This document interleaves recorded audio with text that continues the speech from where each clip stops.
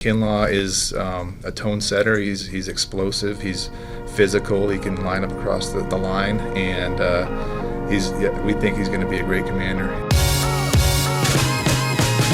First and foremost thing that he was asked was about the Deebo Samuel signing. This is the first time that Peters has spoken at length since he could talk about Samuel and the signing, or really the trade that he made for Deebo, and then the contract that he gave him where he shifted the money around, guaranteed it for this year. And so here was Adam Peters earlier today at the NFL owners meetings down there in Florida. Yeah, well, obviously I know Deebo really well.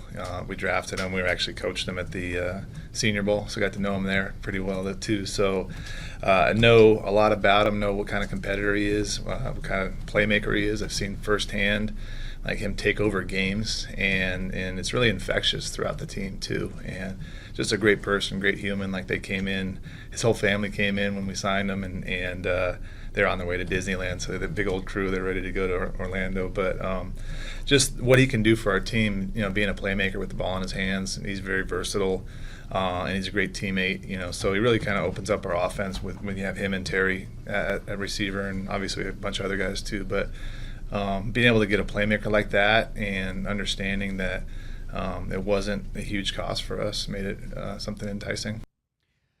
The cost part is, I think, the other interesting part about this whole offseason for Washington, and Peters talked about this as well today. Ultimately, you want to draft good players. In other words, you want to turn draft picks into good players. And when you draft them as draft picks, they come with rookie contracts, which are very, very cheap. In the Commanders' case, their two biggest offseason acquisitions are Deebo, who comes with a big, heavy veteran contract, and Laramie Tunsil, who cost them multiple draft picks, will need a new contract, and his current contract is near the top of the market for left tackles. So what is the theory here on using draft capital to acquire players, as they've done multiple times this offseason? You take each opportunity as they come, right? And so understanding where, we were able to get really good players at really good, important positions, there's give and take to that, right? And so we did pick 9 players last year. I think they all made the team, right? And then we had 2 rookie free agents make the team as well. So we have 5 picks this year. We could have more, depending on what happens. So we do. It's almost a full complement both years. Obviously, you do want to build through the draft, and I feel that all the time. But understanding when you can get, a premier corner, a premier receiver, a premier left tackle, those are things you have to really look into. And we just felt that was the best move for us. I think that's 100% the right approach, to just take things as they come. You have to take, I've said this a million times this offseason, you have to take a look at the market. The market dictates what you can do. The options on signing free agents, very, very slim. I think the other point he makes, though, is really, really good. So typically, every year you start with a complement of 7 picks, right? And you get those picks a certain number of years out, and you get 1 per round. Then you might add picks by compensatory picks if one of your free agents signs for big money somewhere else, and you do not immediately replace them with your own big free agent. And it's a formula, and it's complicated, and I'd be lying to you if I told you I totally understand how it works. But basically, if John Allen leaves and signs a big contract and you don't sign someone else to as big of a contract, you're going to get some draft compensation in the 3rd round or later, depending on how much money you lose in free agency and the contracts that's signed. And again, it goes into that formula, and it's complicated. But you start on a baseline level, 1 pick per round. Then you can trade those picks away. You can trade for other teams' picks. And year over year, to balance out the roster, you probably want at least about 7 rookies. But that doesn't mean necessarily 7 rookies every year. So if last year they drafted 9 guys and they had 2 undrafted free agents make the team, okay, that's 11. If your 2-year rolling average should be 14 and your 3-year rolling average should be 21, then 11 plus the 5 this year would be 16, 5 next year, 3-year average, they're still sitting at 21. That is actually a really important point that I am now mad at myself that I haven't thought of yet, but it does help explain some of the risks they've been willing to take in terms of cap control. Now, some of these contracts are going to expire sooner rather than later. You don't want to put it all in 1 year because then you have too many guys you need to sign in 1 year and not enough in the other, and especially when Jaden's extension is going to hit and the whole deal. But 9/11 last year plus 5, and that assumes, by the way, that all 5 make the team and no undrafted free agents make the team.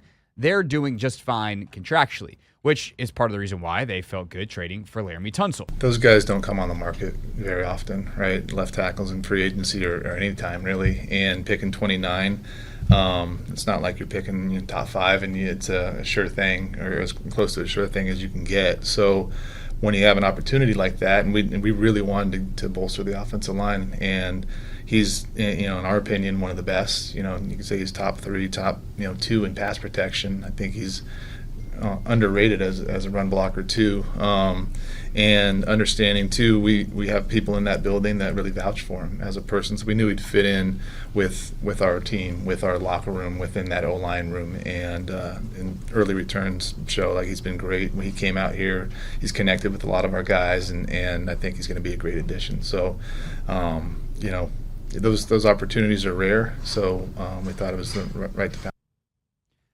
So, Laremy Tunsil is exactly what we all thought. He's very good. Getting a guy that's that good is not available, and they didn't have another path to get a guy that was that good.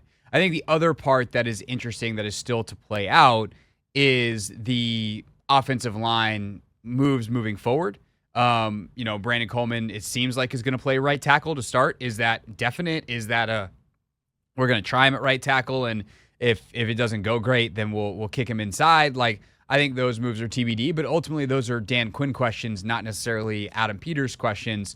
And I do believe Quinn will speak at the NFC Coaches Breakfast, which I think is tomorrow morning.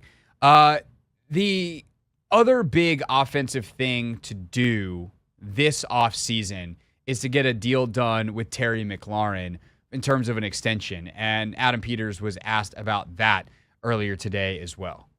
I think, short answer is we want to make Terry a commander for a long time. He's a great commander. He got better and better as the season went on, not only as a player but as a leader. It was really impressive to see him grow so much when you think of Terry as this, pristine, polished player, but then he got even better, so it's really cool. Everybody can get better, even the great ones. So, but we've had talks with Terry's representation, and I think just like any talks we'll have, those will stay in the house. But it's been really positive.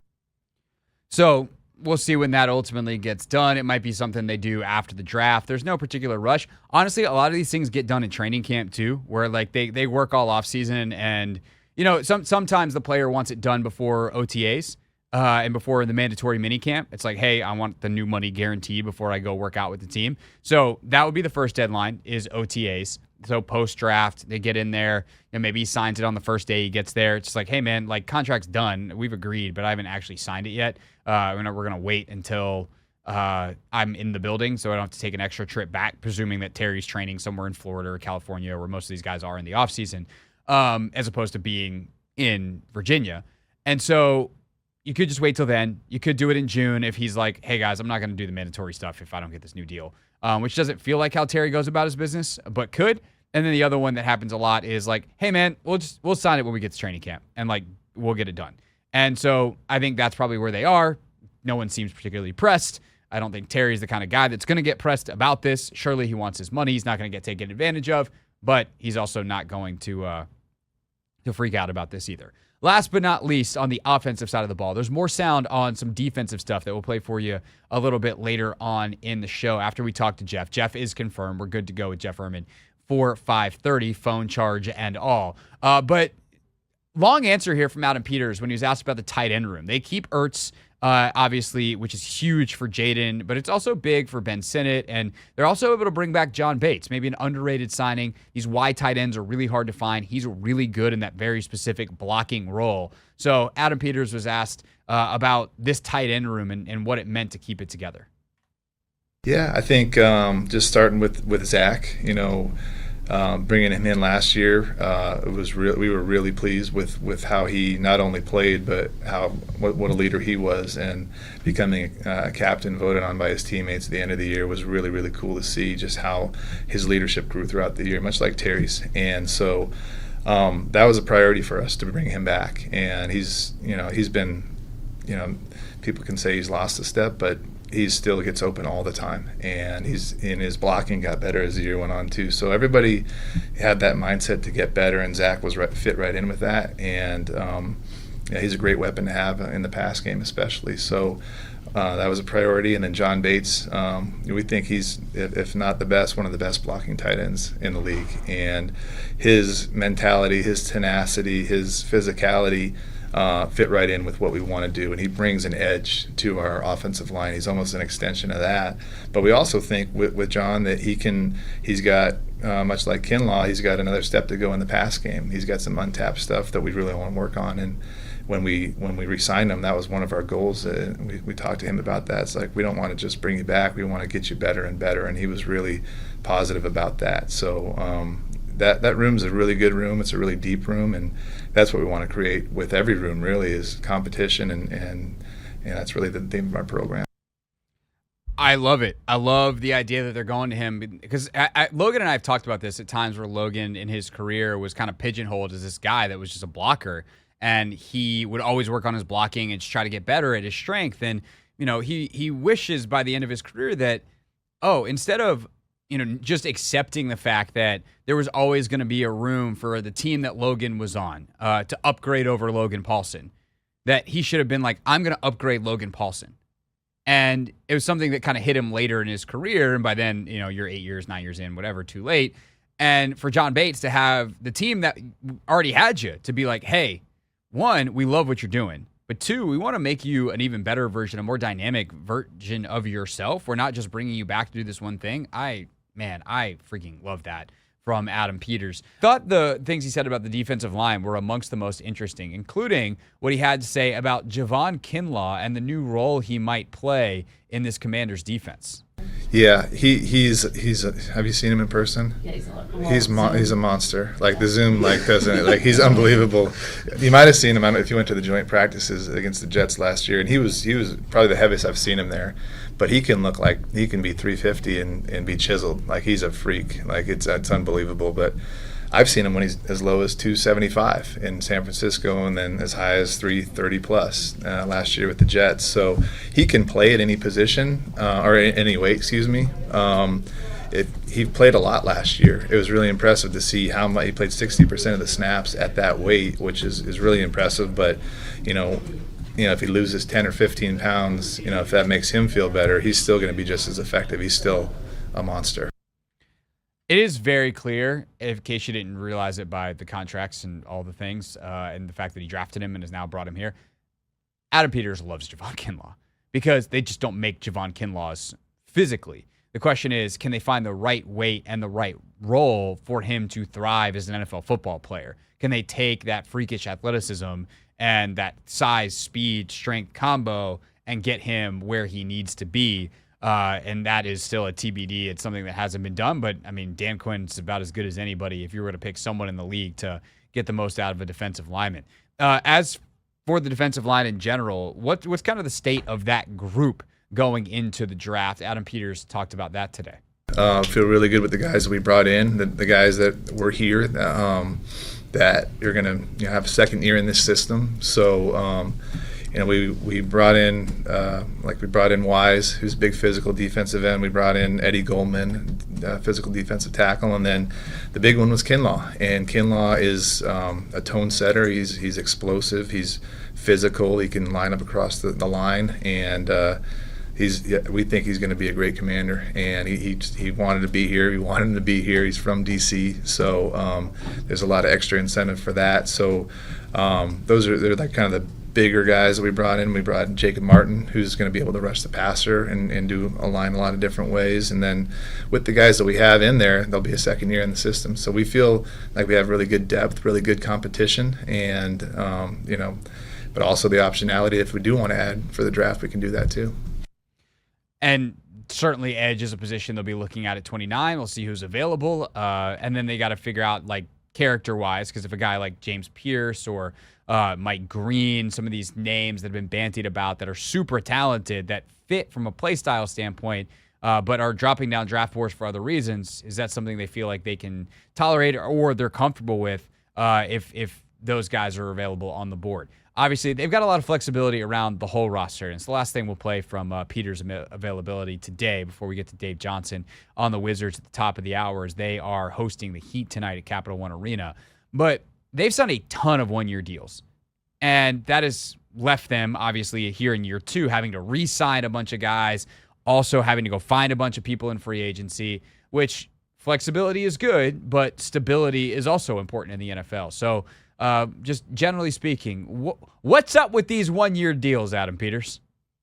I think that's just kind of how the market is, too, a little bit of that also. We do have a lot of flexibility in the future because of that, like what you're saying. Like, we're not tied to a ton of players in 26, 27, and so not a ton of guarantees that are out there down the line. But, just building this team, and like I said, we try to build through the draft, and that's going to be a real big focus here. But you only have opportunities if a player wants a one-year deal, then you can't give him a 2-year deal, and so a lot of the players that we have, we're kind of in that mindset, and so the guys that we were able to sign the longer-term deals, we're happy to do that. But this does provide us optionality and flexibility, but ultimately, like I've said, and obviously, you can argue with that, and I understand that argument, but it's, you get the guys that are under 3 or 4 year contracts. Essentially, that helps build the foundation of your team, and that's where we want to get to. Adam Peters today at the NFL owners meetings, and some of these guys, they probably wanted to invest a little more in, or at least have a team option for a second year. But if they're on a prove it deal and they prove it, they want to sign for more money next year. So that is always two sides to a negotiation, just like, when they get in the draft day. Yeah, we wanted to trade down, but nobody wanted to trade up. So these are the kinds of things that happen all the time in business and sports, and certainly in sports business. Hey, this is DA, and you're listening to The Hoffman Show on the Team 980 and the Odyssey app.